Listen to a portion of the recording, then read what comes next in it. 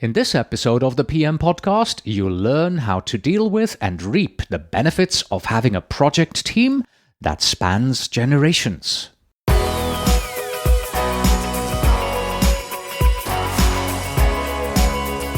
Hello and welcome to the Project Management Podcast at pm-podcast.com. This is episode 402 and I'm Cornelius Fichtner. Nice to have you back. Here are some buzzwords for you. Multi-generational teams, generational shifts, inter- and intra-generational communication, multi-generational workplace, and millennials versus baby boomers. I think you get the idea, right? We're here to talk today about how old I am. Just kidding, we're here to talk about generational sensitivity and diversity. If you are a project manager who wants to become PMP or PMI ACP certified, then the easiest way to do so is with our sister podcasts, the PM Prepcast or the Agile Prepcast, and study for the exam by watching the in-depth exam prep video training from pmprepcast.com. And in order to explore this generational topic, we turn to our soft side expert, Margaret Meloni. She has been an IT and project manager for some time and has had the pleasure to work with people from many generations. And I'm not saying that she's old either. Hello, Margaret. Welcome to the program. Hi, Cornelius. It's okay. It's good to be old. Not that I think of myself as old, but, every day above ground is a good one. So it gives you some perspective. That's right. I'm glad to be here. Our topic is generational sensitivity and diversity. Let's look at the definitions first to make sure we're all talking about the same thing. What do we mean by sensitivity? Okay. I define sensitivity as awareness, but not just awareness. So, for example, and since we're talking about generational, sensitivity could be I am aware of the fact that myself and a team member were born during different eras. But that's not enough to me.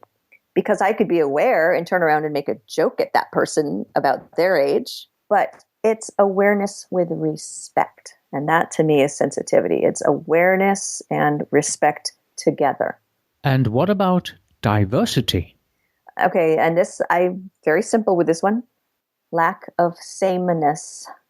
Lack of sameness, which probably won't show up in the dictionary. Lack of sameness. Yeah, lack of sameness. Different people together. Mm-hmm.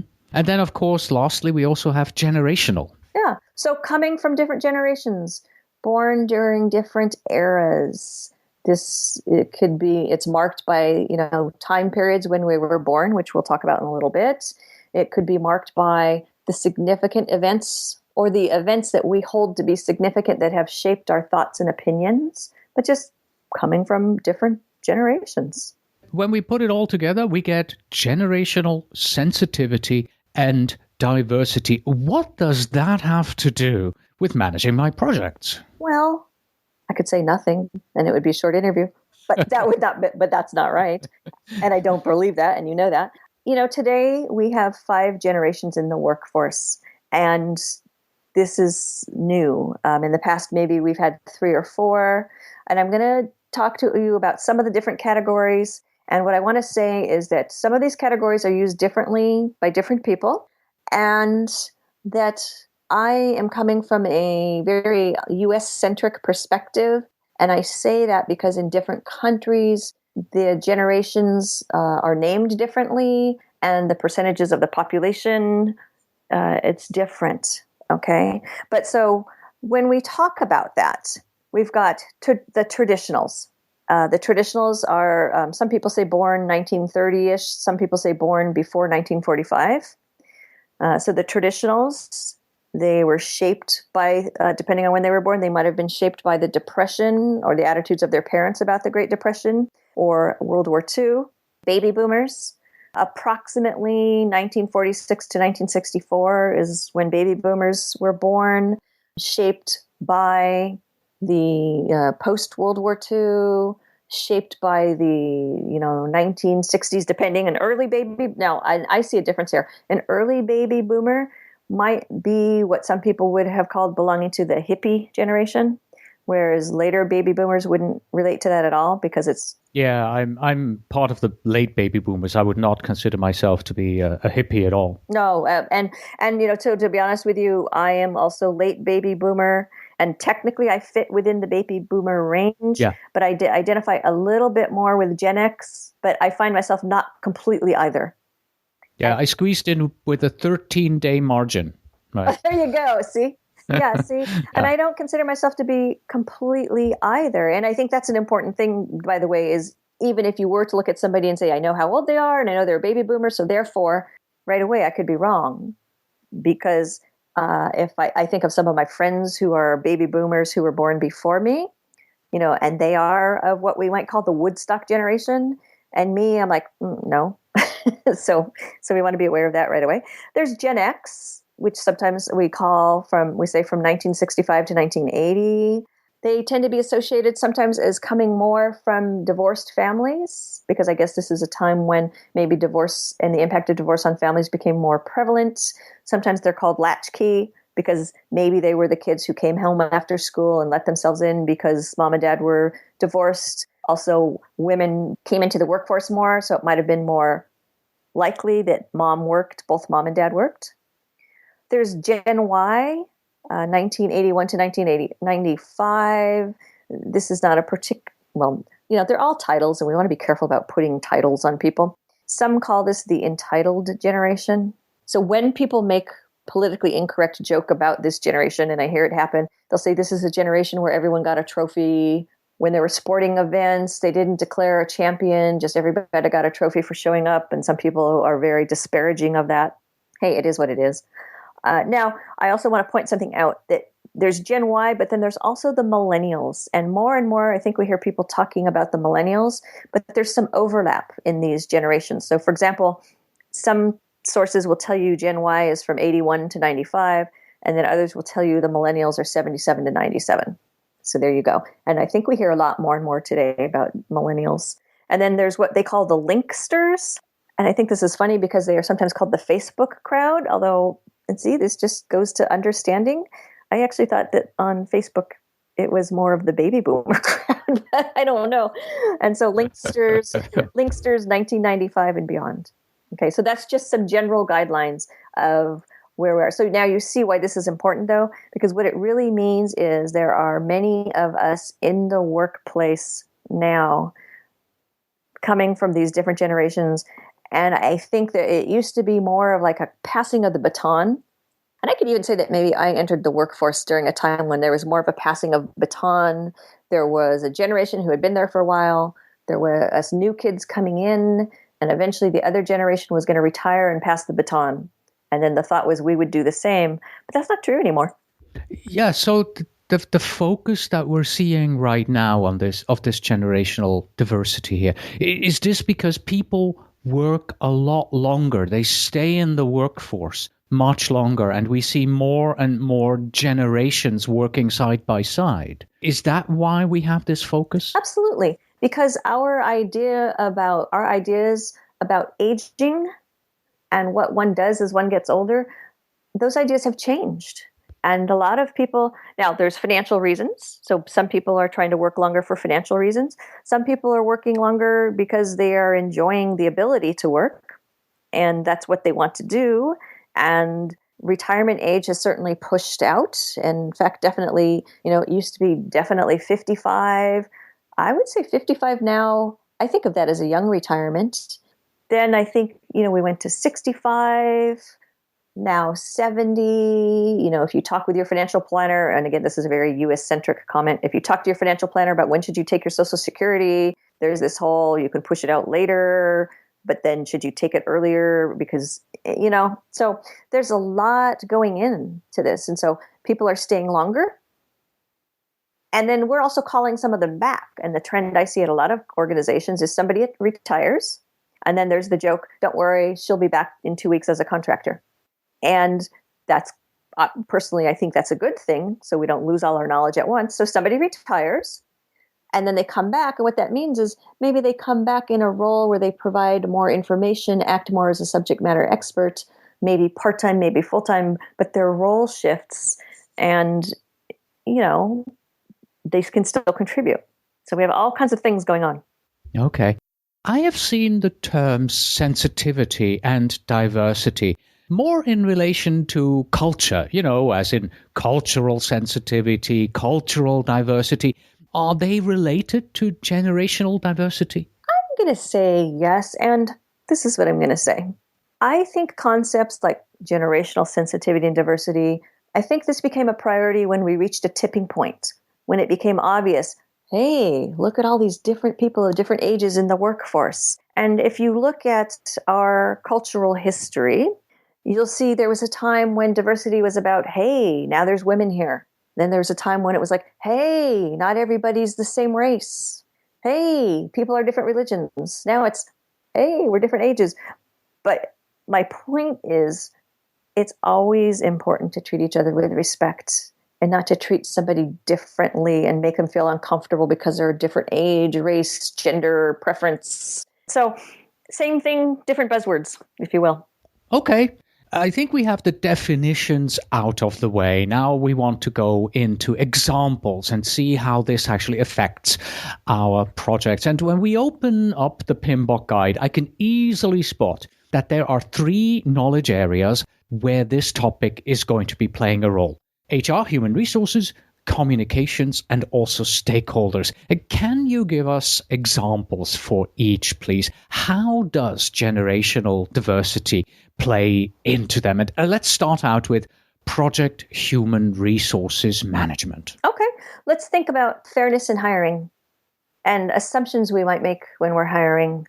So we want to hire the best resource for the job, or sometimes as project managers, we don't get to do the hiring, but sometimes we have a say in who's on our team.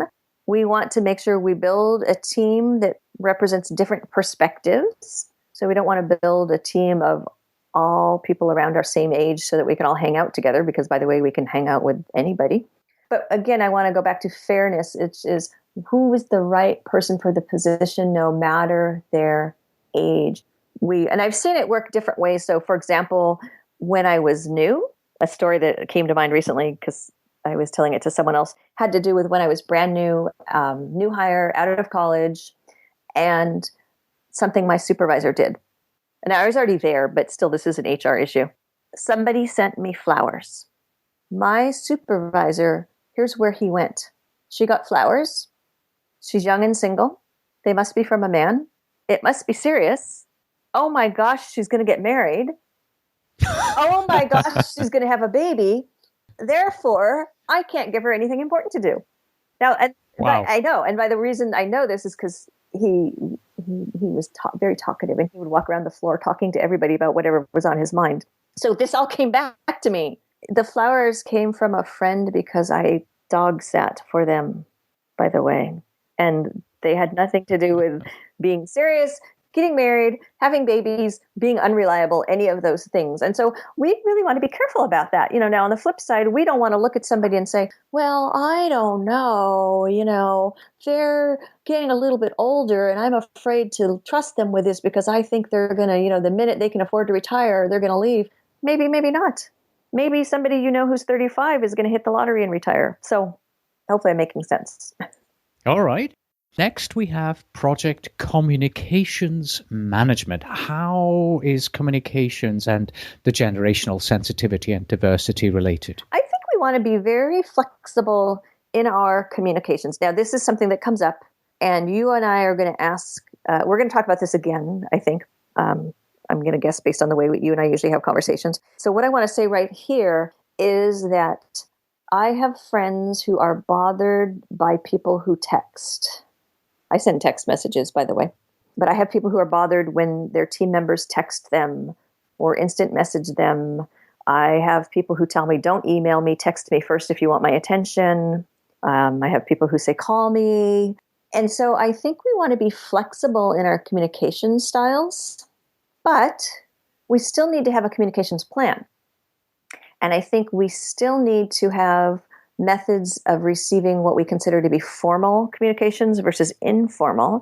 And I think we need to work with our team to say, okay, when something is a more formal communication, you need to tell me you're ill. You need to tell me about time off. You need to raise a critical issue. Then I think we want to say, here are the channels to do that.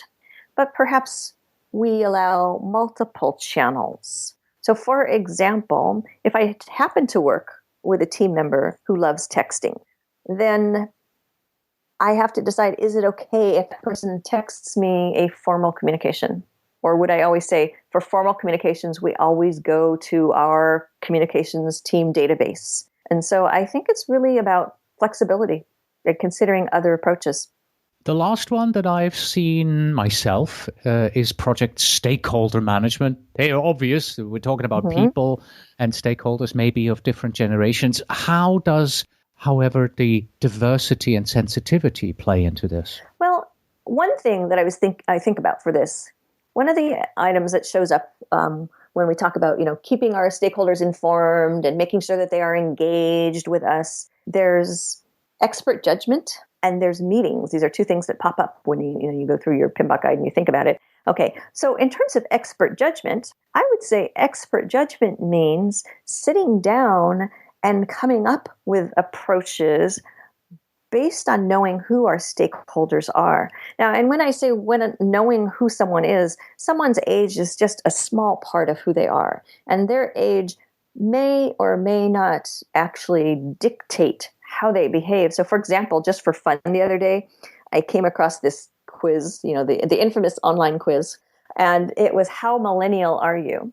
And so I thought, I'm going to take that quiz. And I guess if you were truly a millennial, you would get a score of 73 or higher on this quiz. Well, I got a score of 68. Not bad. Yeah, so I guess I'm millennial-ish, and yet I'm technically not millennial. I'm baby boomer, Gen X-ish. But on this quiz, there are some things I do that are millennial-like. And so that means when someone's working with me, they don't want to just look at, go into the database and find out Margaret's age and then make sure that you only treat her a certain way.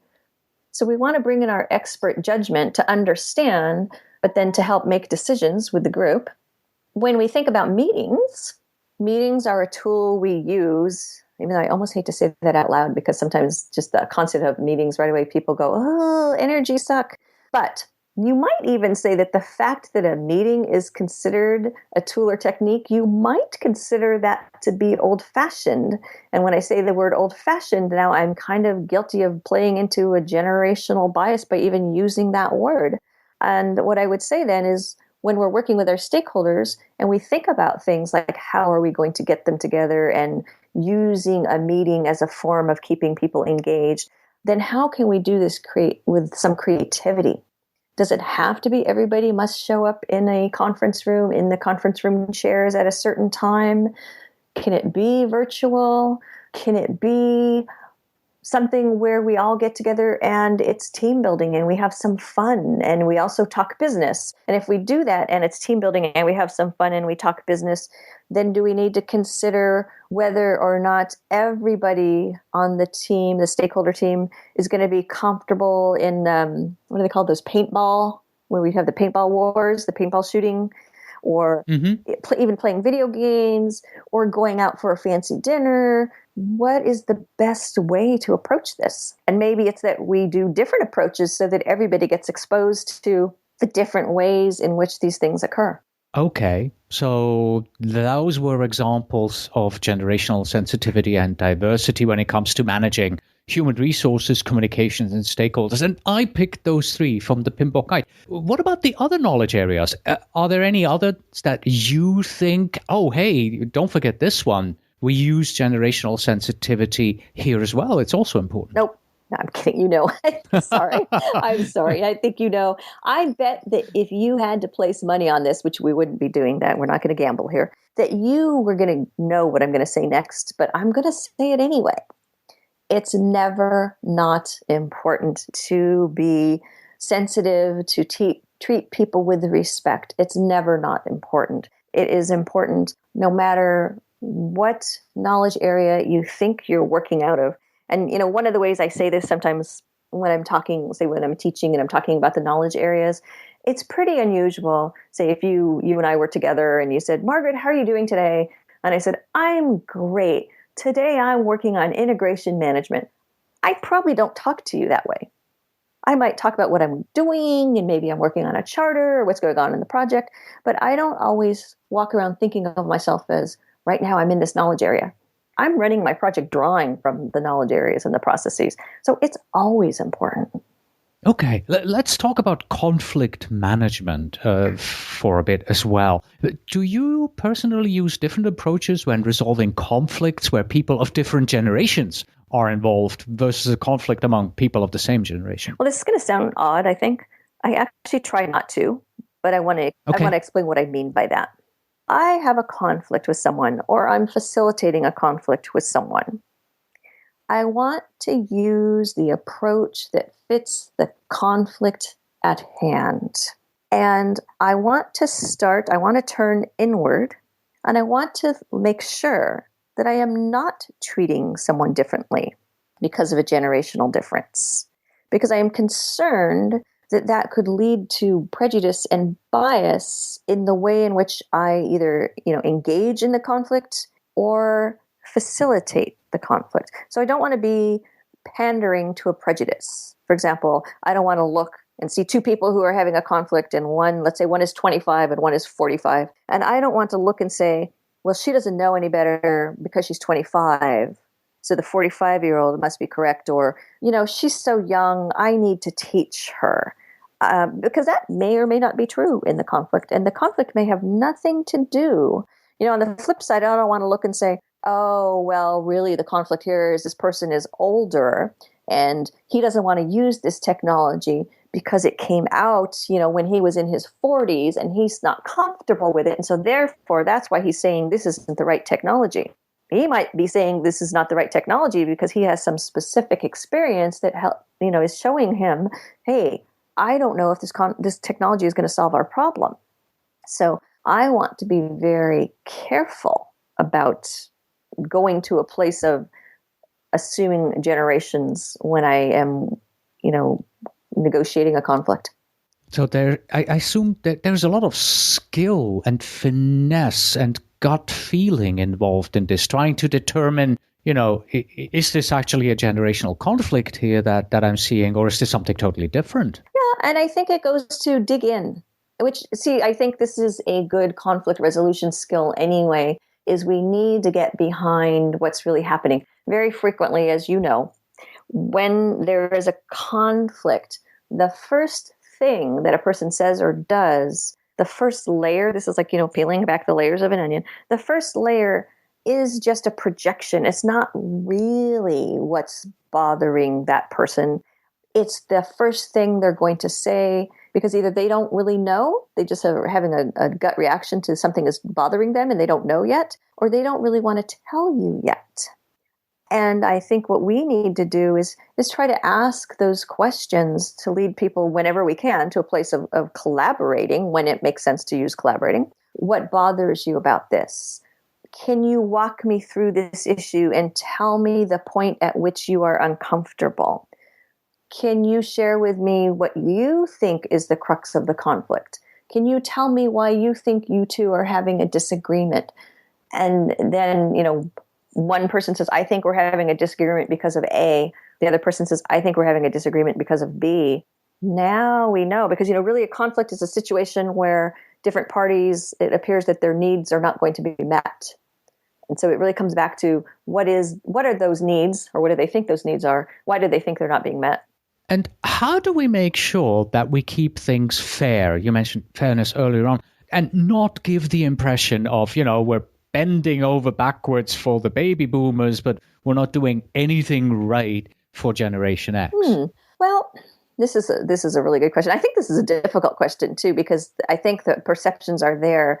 And I think this is why some people want to fall back to a position of trying to treat everyone the same, but everyone is not the same. And so if I always talk to everyone in the exact same way, the old everybody, everyone's a nail, so I'm always going to be a hammer analogy, I'm only going to be successful with a small percentage. So I am going to adjust how I interact with each person based on what I know about that person, whether it has to do with age or not, or personality. And I understand that when I flex my approach, some people will look and say, hey, when they see someone being treated differently, then some people equate that to it's not fair. So where we show fairness is the way in which we expect people to still meet their commitments. So I may talk to you differently. I may spend more time with someone if I perceive that that's what they need. But at the end of the day, I still expect them to meet their commitments. So when you promise me that you're going to have a certain deliverable by a certain date and time, I expect that of you. I don't care if you come from generation, we haven't made up the name yet. Does that make sense? Yes. Yes, it does. Yes, it does. Have you, by any chance, used multi-generational pairing successfully? You know, when you team up a younger and an older team member, stakeholder together to work on a deliverable, and each is benefiting from the other's unique generational perspective. The older person bringing in, you know, lots of expertise and history. The younger person would be more, you know, hip and knows the current technology and those kind of pairings. I am a living example of this right now. I Ooh, am. you are. I'm a lab. What, I'm the young person, you're the old one, or the other way around? You're the young. Yes. You are technically younger than I am, so thanks for that. I don't feel you're being sensitive. No, you're being fine because you know it doesn't bother me. And I actually rarely think about how old I am until conversations like this. I am a living laboratory test for this right now because I am currently working with an intern. My intern is I think he's probably in his mid to late 20s. And we are working together on a marketing plan for a group that we're both doing some volunteer work for. And also, he is bouncing off some of his deliverables against another colleague of mine who is about a year and a half younger than I am. So, you know, we're a test case for this right now. How's it working out? You know, it's going well. Now, I want to be super honest where I have had challenges. And I also have to tell you, I am not convinced these are generational challenges. They might be personality type challenges because I am still getting to know this person. And I will also tell you that one of the things where I'm having a challenge with this person is not a traditional generational issue.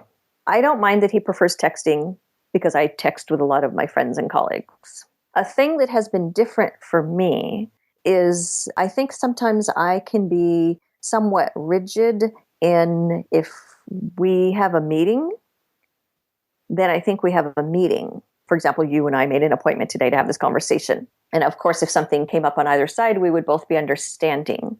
And I find that with my intern, and I don't know if this is generational or just personality, the concept of meeting is a little more fluid to him. So something that happened was he was working on something and we agreed to get together Friday afternoon to review it. And he finished it on Wednesday evening. And he was very excited that he had finished it. And so he wanted to talk about it then. Now that's good because he's enthusiastic. But part of me was kind of like, well, we have this meeting on Friday, you know. So part of me, and I was being a little, you know, stick in the mud, was, gosh, why don't we just wait and talk about it on Friday? But the other party was like, this person is excited and he has something to show you, and you don't want to squish that. He wants to talk now. You want to talk now. I will say that even though I tend to work different hours, sometimes I do have a mindset that when I'm done with work, I'm done. And sometimes he wants to have conversations, say, at 8:30 on Friday. And sometimes Friday evening is my downtime. And so I have to think about, but I want to encourage him. Again, I don't want to turn him off. And so sometimes it means I'm on the phone with him 8:30 on a Friday night. So I would say those are some of the things. Now, a challenge I've had where I would say this is the opposite of what we would expect. Sometimes we accuse people who are, you know, from the earlier generations of being inflexible. And I think in a sense, I was just accusing myself of that in terms of my attitude towards meetings and things. There's something he was very inflexible about, where there was something I wanted him to work on, and he was just bound and determined that he could not do that until he took these other steps. And no matter how many different ways I spoke to him about it, he just couldn't see past that he had to do this certain thing before he could do anything else. And so ultimately I said, okay. And I don't know if his lack of flexibility, I guess that's just a personality thing, or he felt passionate about something. But typically people accuse those of us who are older of being inflexible about how we approach things. So there you go. I know you as a very sensitive person. You understand people very quickly. And, just based on what I have heard now, if you have a hard time seeing, is this now a personality conflict, or is this truly something that is generational here?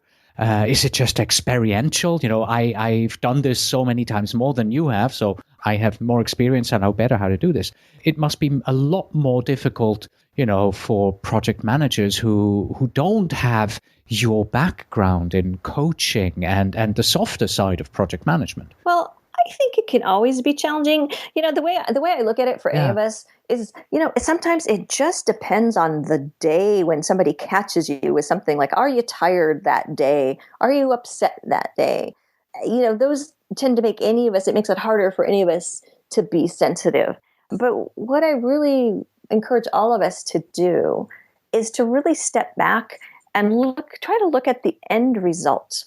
And by the way, earlier in my career, this was harder for me. I used to come from a place of being kind of old-fashioned about work hours. I'm completely not that way now. But now I think, I encourage us all to really step back and look at the end result. So like with my intern, no matter where our differences come from, whether they're truly generational or not, what I really want to look at is, what is the end result? This is a person who's passionate about helping out and he's volunteering. This is an unpaid internship. And I want to help him learn and grow, but I also want to be very open to the way in which he wants to bring things to us, because I do want to allow him to grow. And does it matter if it's my way, or does it matter that we get the end result?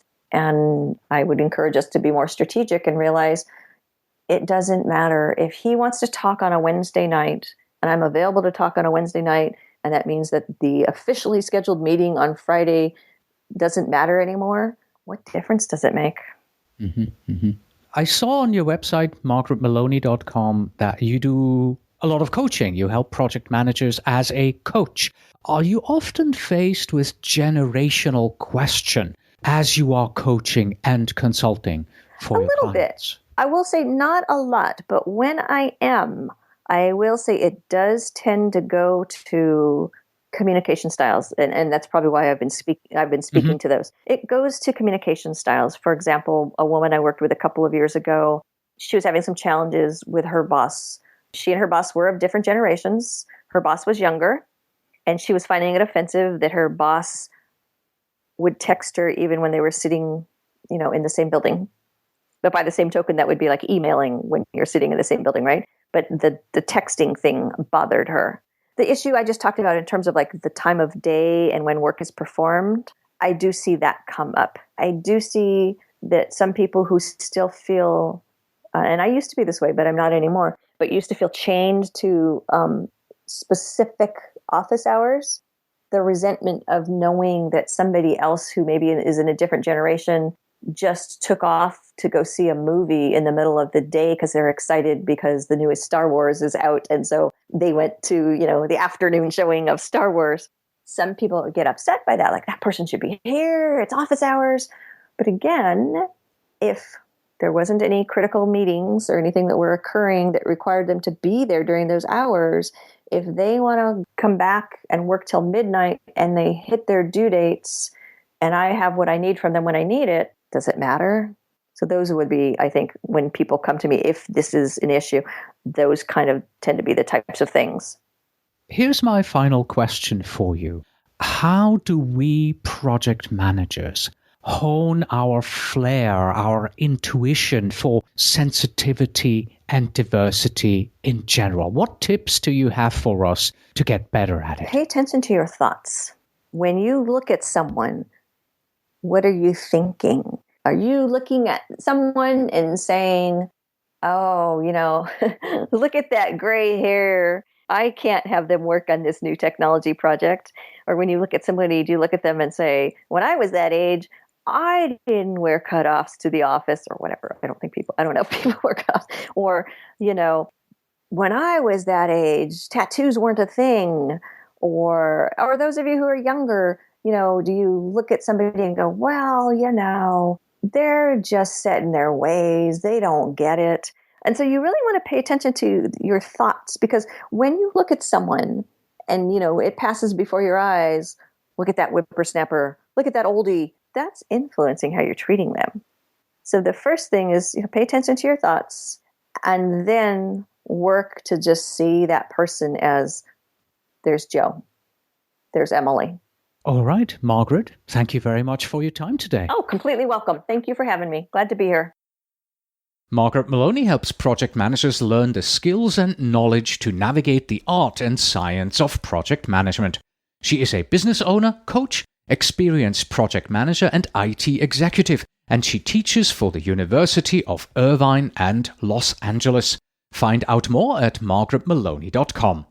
If you are a project manager who wants to become PMP or PMI ACP certified, then the easiest way to do so is with our sister podcasts, the PM Prepcast or the Agile Prepcast, and study for the exam by watching the in-depth exam prep video training from pmprepcast.com. And that's it. Thank you very much for listening. Please visit pm-podcast.com for show notes, links, transcripts, and PDU information. Our email address is info@pm-podcast.com. And finally, we have this.